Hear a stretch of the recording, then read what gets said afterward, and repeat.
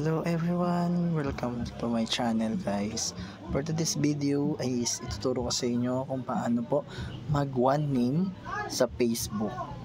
And as you can see, nakikita nyo sa aking is yung JJ na dalawang pangalan po. So gagawin po natin one name yan. Una po, punta na po kayo sa Play Store. Hanapin, ayan. And ano nyo po yung FB nyo na dapat updated po siya, na wala nakalagay na update doon sa Play Store. Then next is search nyo po yung VPN LAT Unlimited and Secure. Tapos nyan, open nyo lang. Then hanapin nyo po yung Indonesia. Yan, kasi sa Indonesia, one naming lang talaga sila po. Kaya, ayun, tapos may konting ads lang. Panoorin nyo lang yan. Then, skip yun.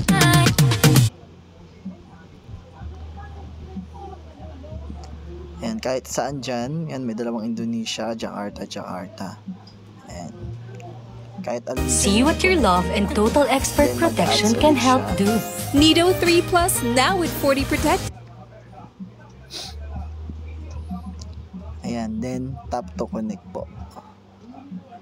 Once na nag-connect na siya, ayan, connecting pa siya. Ayan, so nakalagay na disconnected.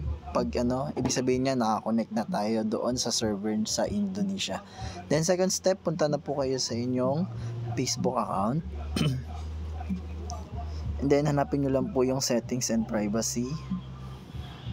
Then settings.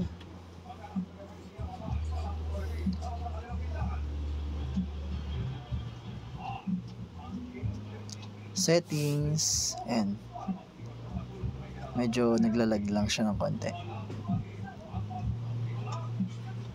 Then yung sa may Meta account nyo, click nyo lang then yung account, then yung profile po,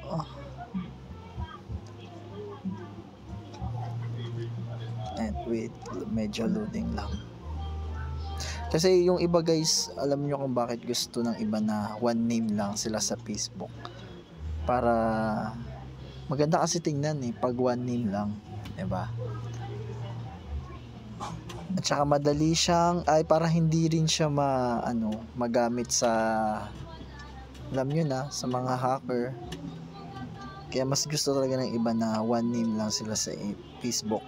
Kung ayaw nila din makita yung apelyido nila, or kung hindi naman masyadong kagandahan yung apelyido, kaya sila nagwa one naming. Ayan, medyo malag lang guys kasi makakonect tayo sa ibang server like sa Indonesia. Ayan, once na nandito na kayo, ayan, may nakita kayo dyan sa first name and last name is parehas na J. Then ayan guys, ang una ko dyan nilagay is Hiroshi na may font. Alam nyo yung font guys, yung hindi siya ordinary na font. Bawal yan kay Meta. Yung lang ni Meta tinatanggap is yung regular font lang. Ayan, hindi siya tinanggap kasi this name has certain characters that isn't allowed in Meta. Ayan, sabi. Ayan, palitan lang natin. Then dito sa last name, kahit space lang ang ilagay nyo dyan. Ayan. Then review changes.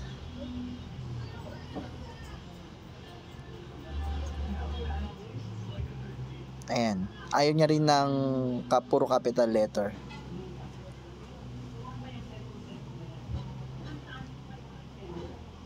After nyo maganyan is save nyo na lang, save and changes po.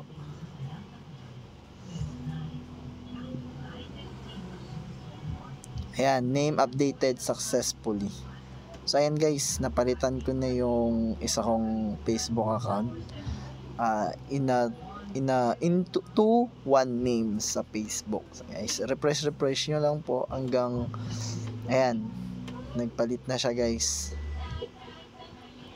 So, yun lang guys. Ganun lang po kadali. Sana na-gets nyo. And na sundan nyo po yung tutorial ko about sa one naming sa Facebook.